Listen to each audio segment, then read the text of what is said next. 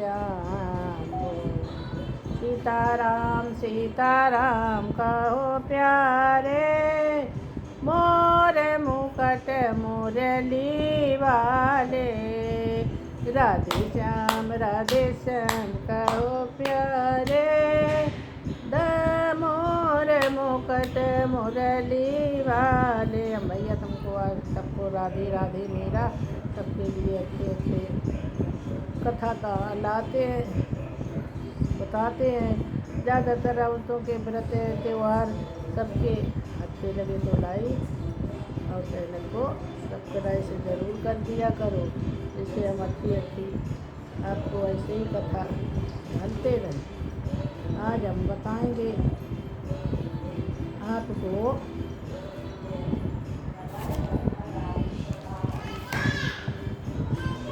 कथा लंबी हो जाए।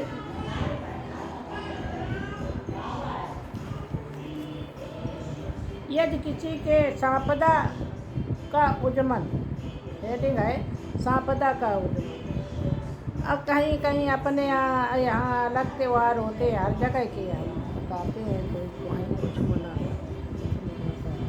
यदि किसी के लड़का हुआ हो या लड़के का विवाह हुआ हो तो सांपदा माता का उजमन करे। 16 जगह 4 पूड़ियाँ सीरा तथा साड़ी याद रखें। उन पर हाथ फेर कर सासू जी के पांव लग कर देवें। 16 ब्राह्मणों को भोजन करावें।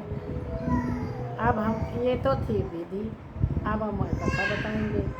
एक नल राजा था, उसके दमयंती नामक रानी थी। नल के राज्य में अनेकों गांव और शहर लगे हुए थे। एक दिन एक बुढ़िया राजा के महल के नीचे सांपदा माता का डोरा बांट रही थी, जिसे लेने के लिए बहुत भीड़ लगी हुई थी। रानी ने भीड़ देखकर दासी से कहा कि यह किस बात की इतनी भीड़ हो रही है। दासी ने पता लगाकर रानी को बताया कि बुढ़िया कच्चे 16 सूत का 16 गांठ का हल्दी से रंगा हुआ सांपदा माता का डोरा बांट रही है। इसकी जो पूजा करके 16 जौ के दाने हाथ में लेकर अथवा सांपदा माता की कहानी सुनकर अपने गले में पहनती हैं, उसकी धन दौलत खूब बढ़ती है। यह सुनकर रानी भी उस बुढ़िया से सांपदा माता का डोरा मांग ली और पूजा करके तथा कहानी सुनकर अपने गले में पहन ली। एक दिन राजा ने जब रानी के गले में हीरे जवाहरात के हार के साथ उस डोरे को बंधा हुआ देखा तो उसने रानी से पूछा कि ये किस बात का डोरा तुमने पहना है। रानी ने कहा, ये सांपदा माता का डोरा है, इससे धन लक्ष्मी बढ़ती है। यह सुनकर राजा ने कहा, हमारे यहाँ किस बात की कमी है? खजाने में हीरे मोती हैं, भरे पड़े हैं, अब आप ये डोरा बांधे। यह कहकर राजा ने रानी के गले से उस डोरे को उतार कर फेंक दिया। उसी दिन सांपदा माता ने स्वप्न में राजा से कहा, हे राजन, यह डोरा फेंक कर तुमने अच्छा नहीं किया है। अब तुम्हारा धन मिट्टी कोयला हो जाएगा। दूसरे दिन राजा ने देखा कि उसका सब धन राख हो चुका है। यह देखकर राजा और रानी बहुत दुखी हुए।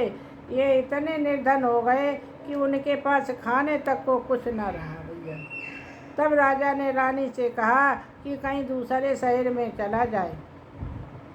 रास्ते में राजा रानी एक तालाब के पास रुके।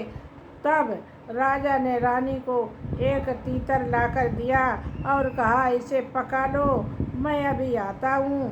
रानी ने तीतर को पकाया। जब वे उसे खाने को तैयार हुए तो पका हुआ तीतर भी उड़ गया। तब वे दोनों और आगे बढ़े और अपनी बहन के यहाँ पहुँचे। बहन ने उनको पुकारने पर घर में ठहरा दिया और हीरे जवाहरात से एक घड़ा भरकर उनका सत्कार करने के लिए पहुँची। उसने राजा रानी के सामने जैसे ही घड़ा खोला कि उसमें रखे सभी हीरे जवाहरात राख हो गए। ये होता है कर्म का खेल। यह देखकर राजा ने बहन से कहा कि इस घड़े को तू यहीं पर जमीन में गाड़ दे। फिर वे अपने साथी एक बादशाह के यहाँ पहुँचे। बादशाह ने उनको अपने पुराने महल में ठहरा दिया। उस महल में एक नवलखा हार खूंटी पर टंगा हुआ था। जैसे ही राजा रानी उस महल में पहुँचे, दीवार पर बने मोर ने उस नवलखा हार को निगल लिया। यह देखकर राजा रानी ने सोचा कि यहाँ से भी चलना चाहिए, यहाँ तो चोरी का इल्ज़ाम लग जाएगा। फिर राजा रानी एक माली के यहाँ नौकरी करने के लिए पहुँचे। माली के यहाँ वे जैसे ही पहुँचे कि उसका 12 साल से उजड़ा हुआ बाग फिर से हरा भरा हो गया। यह देखकर माली ने उनसे कहा कि तुम दोनों मेरे यहाँ काम करो। उस पर रानी ने कहा कि मैं 4 काम नहीं करूँगी, दीपक नहीं जलाऊँगी, चारपाई नहीं बिछाऊँगी, झाड़ू नहीं दूँगी, बर्तन साफ नहीं करूँगी। इस पर माली ने कहा, अच्छा तुम ये सब काम मत करना, तुम केवल फूलों की माला बनाना और सब्जी बाजार में बेच आना। राजा बाग की रखवाली करता रहेगा। एक दिन रानी माली की सब्जी बाजार में बेचने को गई और अन्य स्त्रियों से बोली कि सब्जी ले लो। तब स्त्रियां बोली कि तू अभी रुक जा, पहले शारदा माता की कथा सुन ले। तब वह रानी बोली कि पहले मैं भी शारदा माता की कथा सुनती थी। एक दिन राजा ने शारदा का डोरा फेंक दिया, तभी से शारदा माता हमसे नाराज़ हैं। नाराज़ हुए 12 वर्ष हो गए, मगर शारदा माता हमारे भी आवे तो मैं आपकी शारदा का डोरा ले लूँगी। उसी रात शारदा ने राजा को स्वप्न दिया कि रानी कल मेरा डोरा ले लेवे तो फिर मैं तेरे यहाँ आऊँगी और तू पुनः धनवान हो जाएगा। दूसरे दिन रानी ने शारदा माता का डोरा ले लिया और अपने शहर की ओर चल दिया। शारदा माता ने राजा को और माली को खूब धन दिया। जब राजा रानी अपने राज्य को चल दिए, आगे चलकर राजा बादशाह के पुराने महल में पहुँचा और वहाँ जाकर देखा कि हार उसी खूंटी पर टंगा हुआ है। तब बादशाह से बोला कि यह लो अपना हार, जिससे मेरे सिर का कलंक छूटे।